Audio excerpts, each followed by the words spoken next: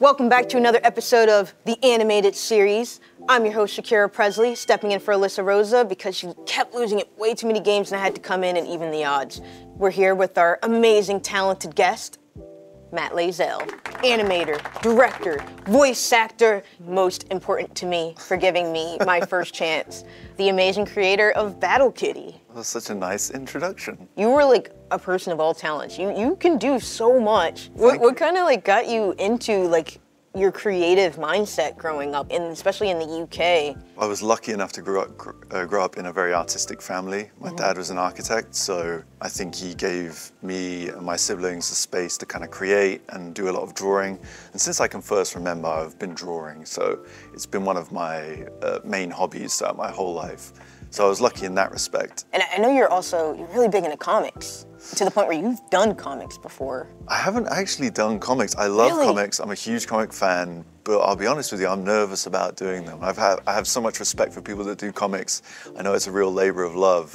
It's one of those like wish list things. I'm always like, one day I'll do a comic, but... I mean, but for a lot of people who don't know, Battle Kitty was on Instagram for a really long time, creating like little animated blips of it and just lots of illustrations for Battle Kitty. That was pretty cool. Yeah, that was really fun. That's kind of how the show got started. Explorations I was making in my spare time, coming up with like comedy sketches. What kind of comics got you into creating for yourself? I was a huge Marvel fan growing up as a teenager. Like I loved Marvel comics. So I was just like ravenously consuming that stuff. And like at the end of high school, I was convinced like that's what I wanted to be. It was like a comic book artist. And so I went to university for that, but happened upon a university course at Kingston University where they were doing illustration and also animation. And I hadn't tried animation up until that point, so I kind of took that course because it just gave me the option to try animation. And I remember the first lesson we had doing walk cycles, just totally fell in love with animation. And it was just like a light bulb moment of like, oh wait, animation is like, it's kind of like drawing comics, but I get to like draw a movie. Yeah, why wouldn't I do this? This is perfect. You work all these animation jobs, or you're just working full time, and you have to come home and then put in time on your own projects. Like, how did you get the spark for like creating your own stuff, or like, it doesn't have to be Battle Kitty specifically, but like you get off of work and you're like, how do you keep going? I'll be honest with you, it came from a desire to kind of prove to the world what I thought I had inside me.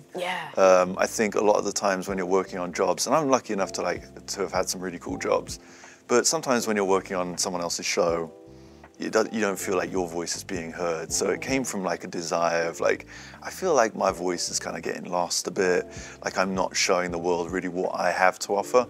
And so that kind of like desire to like put that out there kind of gave me the fuel to like come home late from work and keep drawing and keep working. For the beautiful fans at home, could you tell them what Battle Kitty is? Battle Kitty is an interactive kids show that's on Netflix. It's about a superpowered kitten that loves fighting monsters on this video game style island. And you can explore the show through an interactive overworld map, kind of like Super Mario World. So the choices you make in terms of what episodes you watch unlock different areas of the show and unlock different content that you could watch. Which is super cool. It's like that feeling you get when you're playing Mario and you jump in that painting for the first time, and that's how it feels like clicking into the show on Netflix, and you're just brought into this new universe. I feel like it had to have been challenging for you beyond just show running. You were doing multiple voices. Yeah, it was a decision made for kind of comedy's sake. I think if I were to go back in time, I'd look at maybe trying to find other people that could do the voices. I'm happy with how it turned out, but yeah, it was a lot of work. I think a lot to bite off in terms of doing a show of its nature for the first time, being a first-time showrunner, and then doing like 3 of the main voices was kind of nuts, but also really fun. Can't imagine though being in the booth and having to play off of yourself. Were you guys doing separate records for each of the characters? Were you recording each character separately? We were doing runs, so I do Kitty first and then Orc. It came very naturally to like to do these voices. And because I'd worked on the episodes so much, when it got to records, it was quite easy to get through stuff because I really knew the intent behind everything. You were the first interactive show at Netflix, at least in animation. There was Bandersnatch before you. That's true, yeah. And then right. there had been none for animation. You were kind of doing your own thing. How did that go about? Were you just like, I love video games, let's make this show like a video game? Or did they bring that to you and it just matched the medium for Battle Kitty like so well? Yeah, kind of the latter. And I was very lucky to be there when I was, I think, because it was a time at which they were just kind of like really open to like wild ideas regarding how people actually like viewed the show on their service. So I came in with the idea and got the show, and then remember a meeting with the execs just going like, yeah, Matt, like we love Battle Kitty, but also think about like how you want people to view it. Like there's a whole interactive department, like maybe it's like a kind of like multiple choice thing. They like pitched that in the meeting and it like sparked something in me. I'm like, oh my gosh, I didn't think this was possible, okay.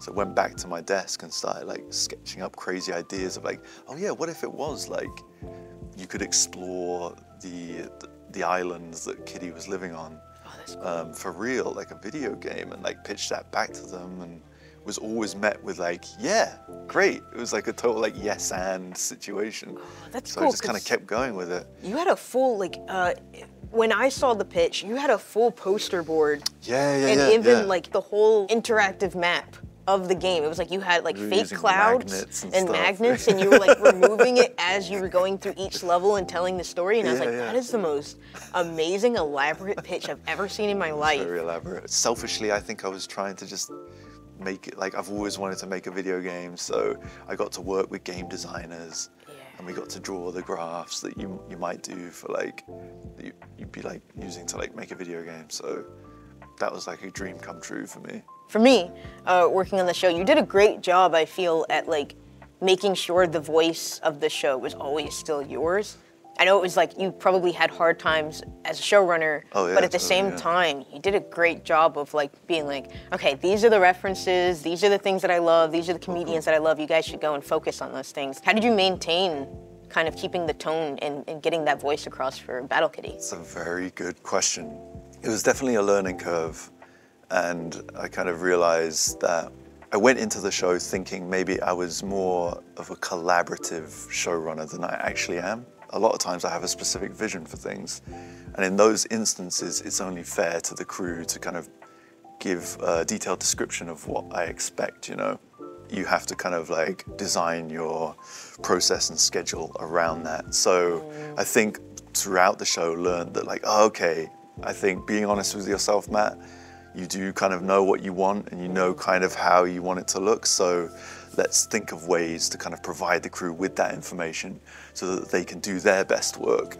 It's something that's not usually kind of taught, There aren't many guidebooks on like how to direct or to like run a show, and each show is different. Everyone is so different, you kind of have to settle into your own style. I think you're like definitely one of the funniest writers I've ever been in a room with. Yeah, I think you're hilarious, dude. How would you describe your sense of humor? So I grew up on a lot of like classic British humor, but quite like surrealist British humor. Like my dad loved these comedians, Vic Reeves and Bob Mortimer. Yes. And we would watch a ton of their shows, like Shooting Stars, kind of religiously, like every week.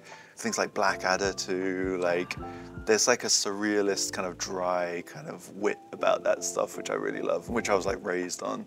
But then I was also a big fan of like American cartoons too. So like a lot of Cartoon Network stuff, Dexter's Lab, shows like that, Powerpuff Girls. I don't know, I think it's kind of like, it's always silly and goofy and kind of like, what's the most unexpected thing that could happen now? You were so good at one-upping a joke. Like, we would think of something in the room and I'd be like, it could be better, it could be funnier. And you'd come in and be like, do this, like the vomiting joke. Iago's like vomiting. And I was like, yeah, he throws up and he does it like 2 or 3 times. And then you're like, no. Just keep having him vomit. Like, keep doing it. Just keep going more and more. And when I actually saw the episode, I was like, that is freaking hilarious. You gotta have like a sense of play and like fun and cheekiness, I think. Yeah. Like there's a certain mischievousness with those types of jokes. And I love sitting in like edit bays with the editors going like, no, go longer, like double the length of that shot. And everyone's always like, you sure? Like, that's crazy. It's And I'm like, going for 3 minutes and you're like, trust me. We gotta have fun and we gotta like do what's unexpected. I think surprise is like the key thing behind all comedy. It's like stuff you don't see coming, like surprises you and makes you laugh. It like elicits that reaction and you're like, has to catch you off guard. Yeah. Battle Kitty's kind of, you know, admiration for butts and being the butt of all jokes kind of led to a lot of parents being real angry. Outrage. For context, Kitty has, you know, his little ex-butt, and there's some jokes about his little buddy, his little booty, kind of dancing around in the show a lot. I get it. Everyone's allowed their reaction to whatever. Did that like affect the way that you saw the show after, or do you think that little Matt was still like, yeah, no, I'm happy I made you angry. I'm happy that I did this still. Yeah, it's a strange thing. I think you get kind of like tunnel vision when you're like making your art, you know, and sometimes you come out the other end and people like love it, or suddenly like they hate it for a reason you didn't really see, you know.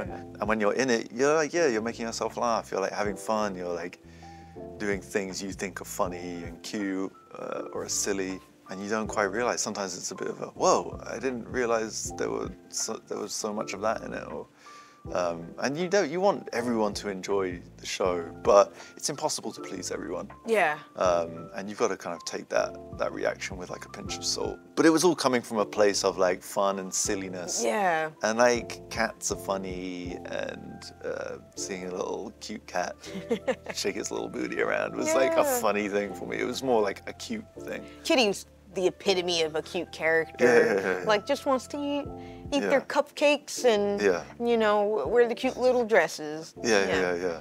What kind of genres would you want to explore further that you haven't had the opportunity of doing? I love horror and I love science fiction. I think I'd love to try doing something in horror because horror works on me. Like I'm scared of it. I'm a scared person. Like I get scared of the dark. Yeah, I have like an imagination that goes to scary places. Yeah. So I think it would be nice to exercise that. I would never touch horror, but I do want more sci-fi animated stuff. Like I want everything. I feel like we don't have enough. I know, yeah. Science fiction is a poorly kind of overlooked genre. Doesn't get the love it deserves. Yeah, or psychological thrillers too. Like I want more of that in animation too. Yeah. I feel like I've not really seen it.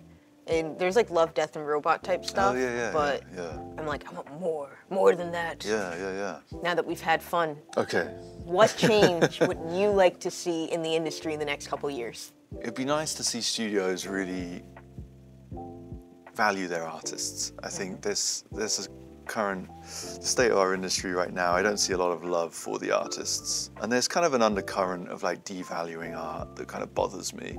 The job that we do, we're lucky to have, which we are, and that we don't deserve to be kind of like paid an honest wage, because you know what we do is fun. So like you have a fun job, like you don't deserve to be paid much for it. You know, there's that kind of sentiment that's kind of been with us for a long time. But I'd love to see like the value placed back on art, and people that run studios, you know, to realize that like what we do is important. Telling stories is important, and it's important for the world, and it's important for humanity, and people need it right now, and that should be valued and appreciated and nurtured, you know? Yeah, working in animation is fun. All the artist jobs are fun, but still work at the end of the day. It's still a lot of hard work. It's a lot of collaborating with other people and constantly adjusting yourself and your work. So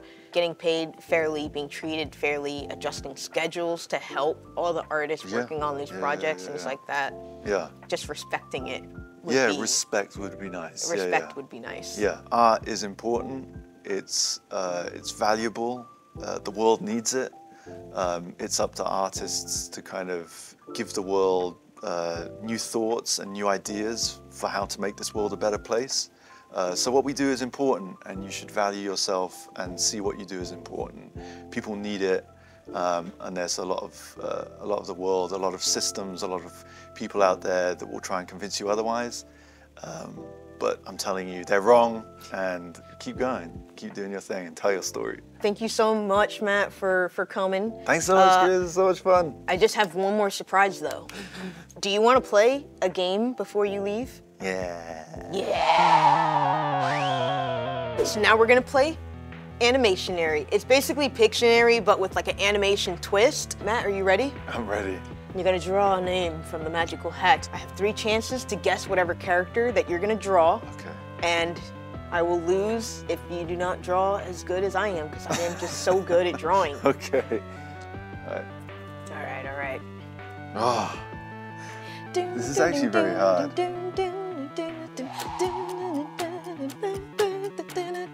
This is kind of horrifying. I know. You said you wanted to do horror. Well, this is that segment. I'm just gonna rush the body. Okay, okay. For dramatic effect. All right, here we go.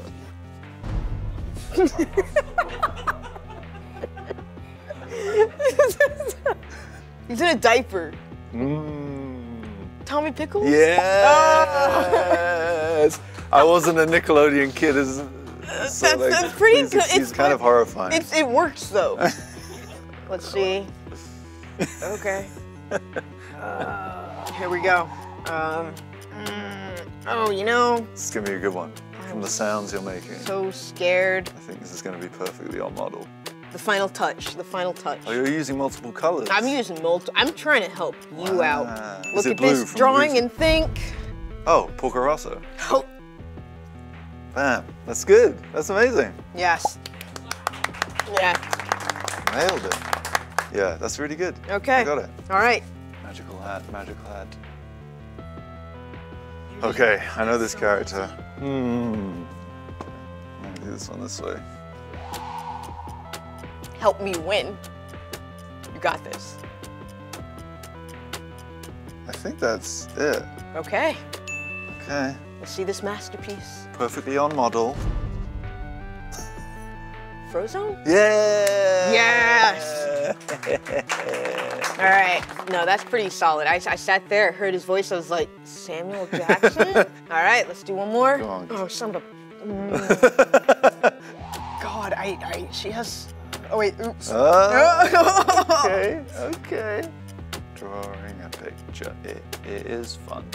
All right, here we go. Art. Oh my God, that's a really good drawing. I'm probably gonna kick myself, I don't know. I think this extra thing might help. Oh, I know. Cruella de Vil. Cruella yes. That's good, that's good. Hey guys, welcome back to the animated series where we showcase the dopest talents and untold stories behind the animation industry. I'm here with our amazing guest today, DANICA Dickison. It's insane that you've come so far as even a decorator for this set. I've had the honor of knowing you now, but I've also had the honor of meeting a lot of friends from your past who've told me art wasn't originally kind of your goal in the first place. No, it wasn't. I definitely initially thought that I was going to be a psychiatrist and be a child therapist and helping people. I always respected and loved animation, but I definitely didn't think there was even a job called storyboard artist. I didn't think that was a thing. I didn't know what it was. And then I pivoted really hard in college. I walked into my first animation course that I took on the side, and I walked in and my professor said, "Hey, you're DANICA, right?" And I was like, "Yeah." And he was like, "Why the f aren't you an animation major?" And I was like, "What? Who are you? I don't know you. Why, what do you mean?" And he said he'd looked me up and my art up and thought it was a shame that I wasn't a major in animation. And I put it off for another semester, and then I realized that I did want to switch my sophomore year. So what was it exactly that got you in animation? Because I know you've told me a lot of stories about even the person who got you into it wasn't just one of your teachers, but also your dad. So what got you into media as a way of showing your art in the first place, but also what made you be like, you know what, I think animation is the space for me. This is the medium I want to tell my art. It was just a way to connect to my dad as a kid. Having like a busy parent, I think you try to find like any way to connect with them. And so for me, it was asking my dad to watch a movie together. And he would recommend movies to me, and he recommended to me or showed me Spirited Away when I was like 5 years old, amongst other things like Mad Max at like 6 or 7, and all sorts of movies that he probably shouldn't have been showing me. He wanted me to watch the anime Claymore when I was younger. It was just the most bloody or dramatic or really cool too stories that he wanted me to share with me. And so I knew that was our connection. What was there a specific project that you were watching and then you were just Yes. like, man, I want to do this? This is it. Yeah, I think so. I think as a kid it was Spirited Away. And I think the feeling that gave me as a kid, as like kind of a lonely, like 7-year-old girl watching Spirited Away, I think you just connect with it really deeply, which is so cool. And that definitely always gave me a love and appreciation into my teens. But the thing that switched for me of, I want to do this. I was a closeted kid growing up. I think I knew for a long time that I was queer, but I didn't know how to talk about that, or I didn't have anyone to talk about that with. I grew up in a very conservative and cloistered upbringing. So for me, there was a lot of like internalized self-hate. And so I didn't accept myself until I think I really watched this one episode called Jailbreak of Steven Universe. In Jailbreak, there's a moment where a main character, you find out, is a fusion of 2 female presenting characters.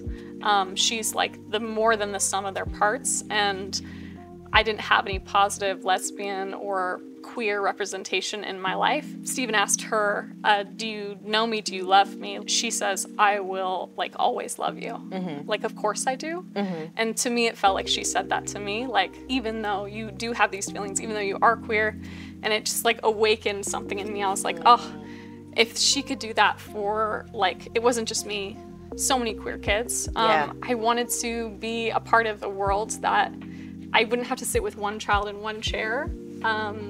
You know, in psychiatry or in therapy. I could help as many kids as I could through something as simple as a like beautifully delivered line to tell someone like, you deserve the love. I watched that episode and I was very late to the Steven Universe train. I didn't really know much about it. And then everyone was just like, man, you haven't seen Steven Universe? Have you seen that episode? Like, I feel like it would speak to you as a queer person.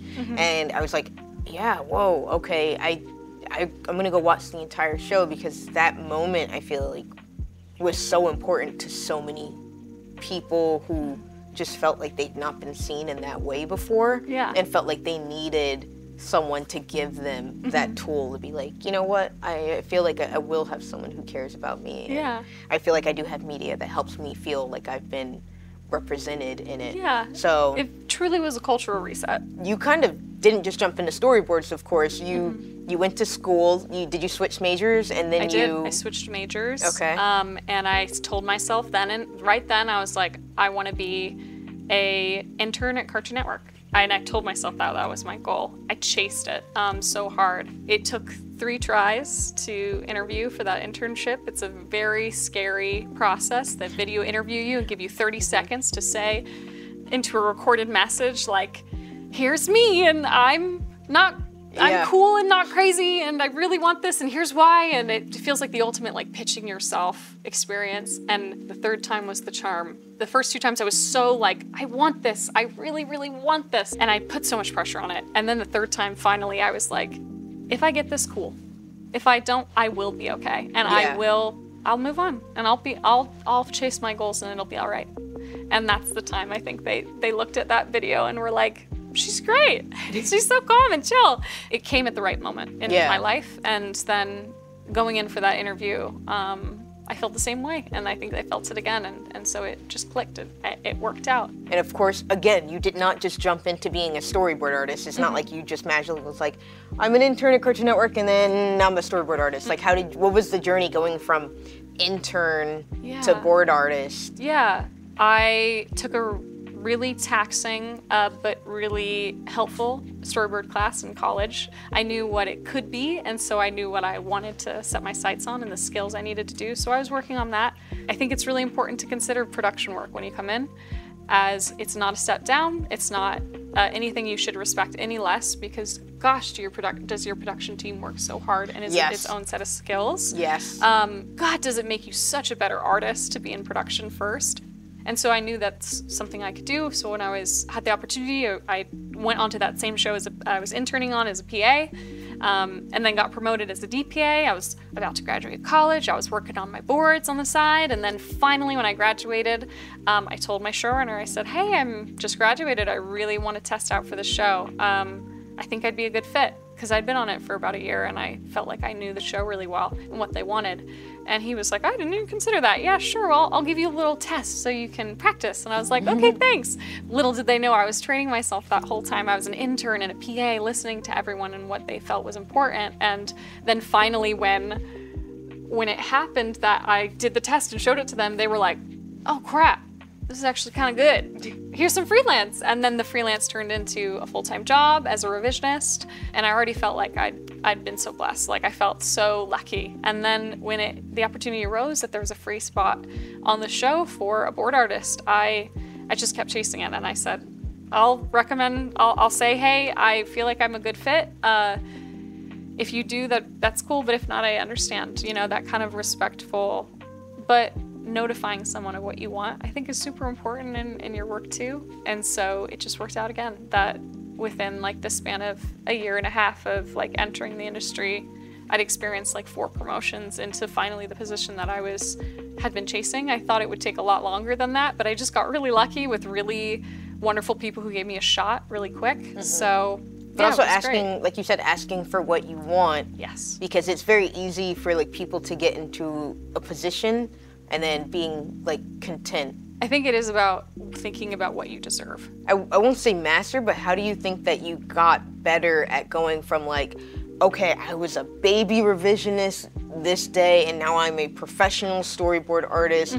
I have to learn to collaborate with directors and other board artists and revisionists and showrunners. I think it does feel huge when you're a revisionist getting the boards of someone else versus you're getting not a blank page, because you're getting a script, but it's something about a script for a board artist. In some ways, I think especially I think for new board artists, a script is a blank page. It feels overwhelmingly massive. And I know some people, when they read, they don't see pictures, but for me, I definitely see very vividly, like theater of the mind. It plays out like a film with like setting, staging, and inflection and everything. So when I read a good writer's script, I really get really pumped about seeing exactly what they're seeing. And I think when you're an early board artist, you don't trust yourself yet. And I think when you get more comfortable and confident, you just need to do a couple scripts.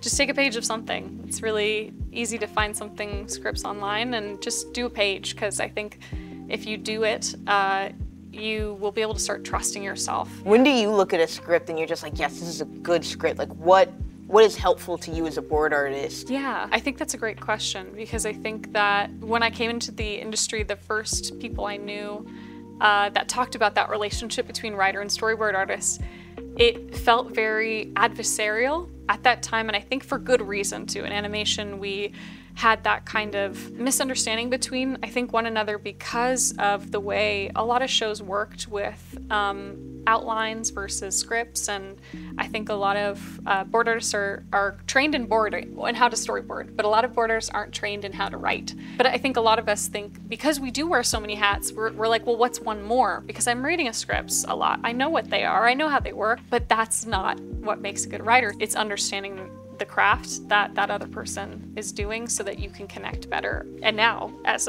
someone who's studied story more, and really recommend like reading scripts, trying to write your own scripts, give it to a friend that is a writer and see what they say, because they're probably gonna tear you a new one. And it's good. It's good. Storyboard artists, like, it is so humbling. The craziest thing about storyboard artists, unlike writers, a lot of the time, like, yes, we work with the crew, we work with the artist, the director, the showrunners, but we go into our dark little dungeons and then we just write our scripts. Board artists, you guys have board partners. What is it like having to sit there with board partners and have to be like, okay, not only do I have to come up with the showrunner/director's vision and the writer's vision, but now I have to like Collaborate with someone. Yeah. And split up this episode or this movie. How the heck how do you go about that? I think it was a lot easier when we were in studio. Sometimes you really need that input from a coworker, and you need to check in with each other every day, because that's how momentous a scene can be, and how much that transition between them could be like dire important. So there's always going to be communication of, hey, can you talk to so-and-so because they have that next scene, so you guys can make sure that this flows together. But for things where it's outline driven, where I've worked with someone who we are writing and boarding at the same time together, it's been incredibly helpful to kind of have them direct contact and just be like, so I'm thinking this, or hop on a call together, or if you're in person, chat in person and just sit together and brainstorm. It's so helpful to have someone next to you to brainstorm with. So you're obviously very used to having to collaborate with other people, but I think the craziest thing is that you went from being this intern, not even knowing beforehand that you wanted to do art, to now even drifting into doing indie stuff, where you've indie directed and storyboarded projects, even with Deathberry. You've helped out with Benny and the Beat. You've helped out with an upcoming Hollowville. You've even moved on to doing your own personal projects, aka Shred, which you should definitely check out when it's released. After working on those projects, how do you go about taking a bunch of your life experiences and then put it into the projects that you love, especially, you know, you being like, oh, I want to be a child psychiatrist, and even putting a lot of those elements into your stories now? Shred is a very particular experience I had growing up at a school that was very Catholic. It was a very Catholic school. It was very conservative area. It was very, wanted you to be perfect. Like, you would have to be the perfect girl. And for them, the perfect girl, they were making this mold for her. And every girl who came out, it was like a Barbie. Like, you were a Barbie girl when you came out. You had to look just right. You had to be beautiful and thin, and, you know, you had to be a perfect student. And if you liked art, you were shamed, like absolutely shamed if you were slightly a rebel. So that inspired Shred. I always skated since I was a kid, but when I was told, I would skate at skate parks, but when I was like 7 and 8, I was constantly told by boys to get out of the park, that I like didn't belong there and I wasn't good enough to be there. I stopped skating, and so it was kind of this inspiration in me to introduce like that rebel spirit with skating, filling space where you think you're not allowed to. That's where Shred came from, and that inspiration of that relationship growing up. So really excited to be developing it and working on it, and hope to release that storyboard soon. What is the change that you would want to see in animation within the next couple years? What's something that you like, I want this change? I think besides the many things that I think many people on the show have stated before that they want to see, which I definitely want to see as well. I think another thing I want to see is us having a return back to being together. I really love being with people, collaborating together, and I think I would love to see people come together physically again to collaborate, and I would love to see more indie studios and more taking a chance on more original work. I think that's what I'd really want to see in animation. I agree. I'm definitely a person who enjoys more original works, but I know it's hard to get it. I'm also a fan of doing like a hybrid situation too. Yeah, like, trust me, I love working from home. Yeah, I love sometimes. working from home sometimes, but sometimes I do miss people being in one room together and just like being able to go to lunch with loved ones. Yeah. And thank you so much for coming on the show and chatting with me. Thanks for having me. I hope you enjoyed yourself. Yeah, I did. You know, enjoyed myself in my chairs. All right, so before you leave and take all of your furniture with you, since you are our set decorator, would you like to play a game with me? Sure. So the way that this is going to work, you're basically gonna... What are you doing here? We're just playing a quick game. We're just playing a game. Without me. I mean, I know it's your basement, but My it's basement. We thought you'd be busy or something. Oh, really? yeah, it's just our stuff. We'll just use it. Just leave the hat. We'll be out in like 10 minutes. It's just be okay. You know what? Have fun. Thank you. Thank you. Yeah, no, thank you. Thank you. She's just like She's become a little bit of a diva. We're going to play Befriend, Team Up, Defeat. I'm going to take 3 names from this hat, and we are going to decide who's going to become our new bestie. Who's going to become the person that we choose to be our supporting sidekick, and who is going to be... Have you ever seen Peter Pan? Yeah. Do you know what happens to Hook? Yes.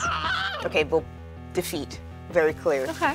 All right, so are you ready for these names? So big. Snow White. The second is Courage. And Max Goof from a Goofy movie. I think I'm ready. Okay, here we go. Befriend. 1, 2, 3. Max Courage. Goof.